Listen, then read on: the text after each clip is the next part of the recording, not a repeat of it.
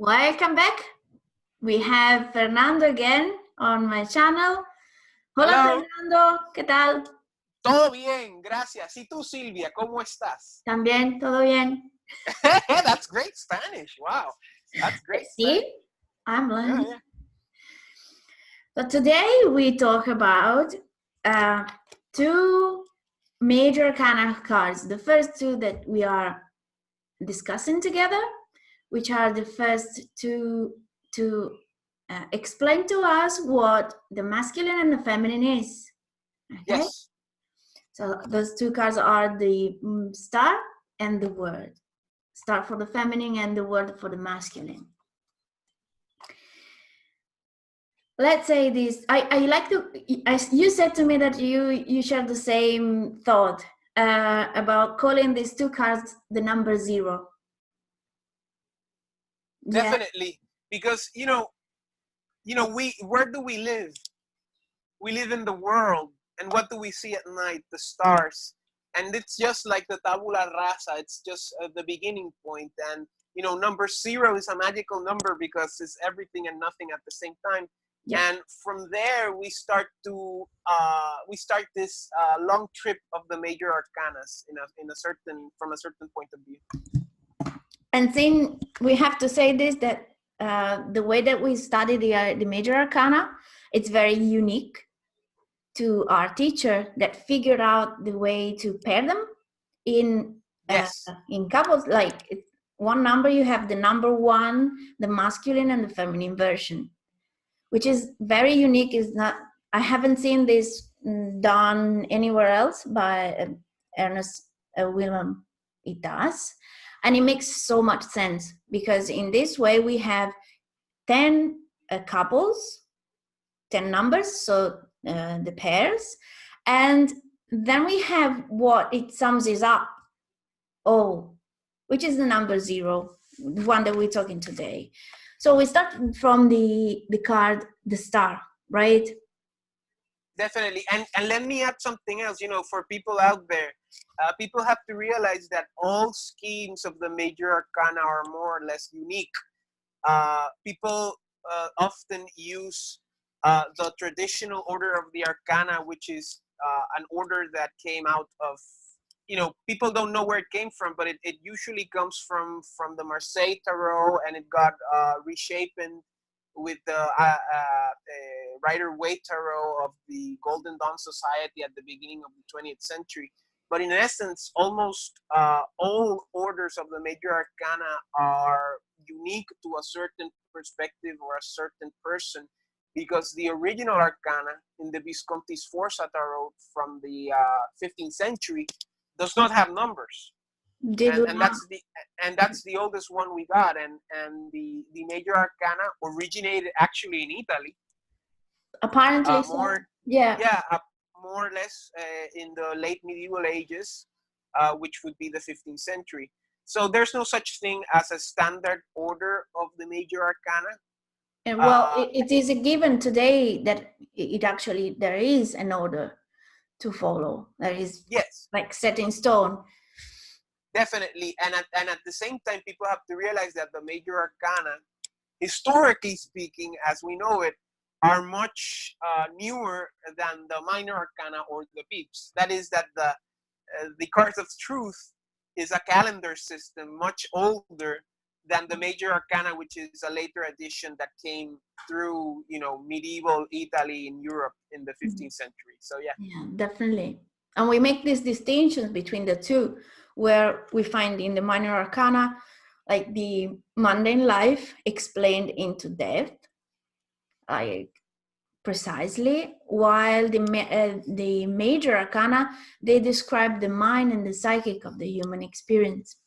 Definitely, and also it does do that psychologically, and it kind of has a bigger impact in terms of how it influences you, because it influences you from the inside to the outside. And major arcanas, some people, in Ernst says that they're not major, that the major are the peeps, but in a way, when major arcana come up, it's something of importance within that person's psyche. And that starts with this idea of the male and female principle. Absolutely. And with these cards that we're going to start this series, we get the foundation, which is the world and the star. The Yeah. world being the masculine and the star being the feminine. And you know, once again, the lunar is the feminine and the solar is the masculine, and the world is masculine because it goes around the sun, which is masculine, and the stars are feminine because the moon goes through the different stars in the ecliptic at night. That's how it appears to the human experience, right? Exactly. Which is what is of greater importance for astrology and the occult sciences, because astrology doesn't deny that it goes the other way around, but from our perspective, it's the sun that moves through the sky, and the moon also does. So that's how we take that in consideration. Definitely. And can you see the screen? Yes. That Yes, the there? star and the world. Yes, very beautiful. Who made those cards? They're so nice and beautiful. Who I don't made them? know. I don't know. It's a lady. I don't know. Well, she must be very talented, without a doubt. Little promo. There you go. I still have a few. silviamoriarts@etsy.com. Okay, let's continue. Okay, then, as we can see, the masculine half of the brain is the left half of the brain, which is in charge of the right half of the body. And the other way around goes for the feminine. The right hemisphere is of the brain is feminine, so it's creative, is linked to the dreaming state, intuition, is not logical at all, and has a domain over the left hand side of the body. Correct. Okay, so when we look at these cards, we also apply the same system. Definitely. The star. And you also have the idea of the lunar principle and the solar principle through those two hemispheres. Absolutely. Yeah. I didn't mention the masculine is logic, is calculation, is intelligence. When for intelligence we consider intelligence anything that goes through a process of investigation and understanding by the mind, where for intuition is something that is there in your head. Definitely. And you have to take into consideration that the world card is a card that has to do with masculine principles, as we mentioned, but not only that, it has to do with work, with external worldly affairs, obviously, Concrete because it's things. exactly. And the star has to do with the feminine principle, with perception and inner things, which would be the opposite of material things, which would be ethereal things. Yes. And we can say these two cards, what they say to us is there is a potential for these two manifestations to occur, but they're not already there. Okay? Correct. It's with the 0, it would be like the arena where things are going to happen, where things are going to be born in the 1. It's just basically a very general card, but a very powerful one, because it will tell you in what major area of life are things happening. The world, it's happening outside. It's happening on material realm. The star, it's happening inside. It's happening in the psychological level. Okay? Absolutely. Yeah. And for example, if we get these cards in a spread and we get that the problem comes from, I don't know, the star, then we know there is all the feminine archetype is working against the situation. So there might be misinterpretation of reality or something of that sort.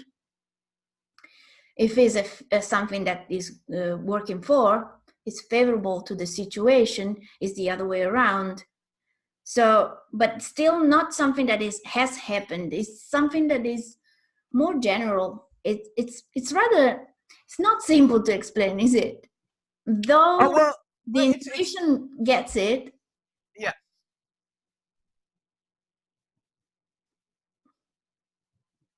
You there? Yeah, I'm here. Continue. Okay. No, I'm done. Now it's over to you.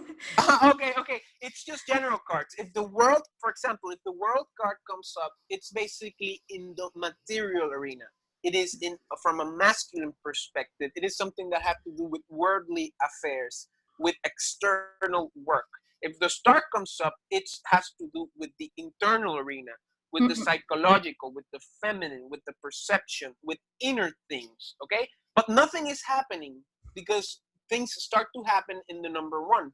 It's basically the arena where things matter the most.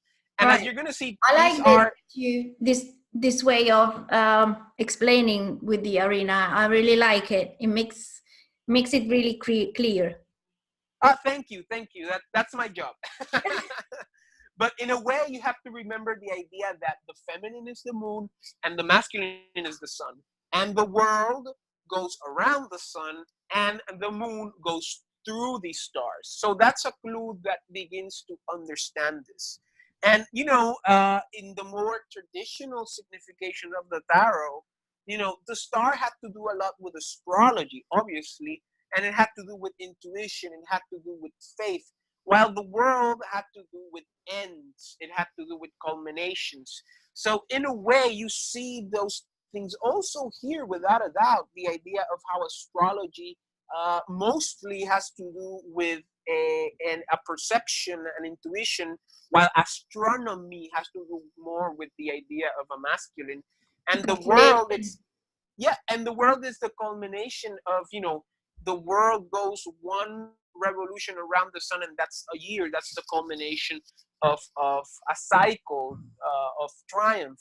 So in a way, these are just the arenas. These are just tabula rasas. These are just the places where we have to pay attention. Are we paying attention to the inside or are we paying attention to the outside? Great. Next video, star and the moon. Let's do it. See you guys. Thank you, Fernando. You're welcome, Silvia. Ciao, bambina. Ciao. Ciao, ciao.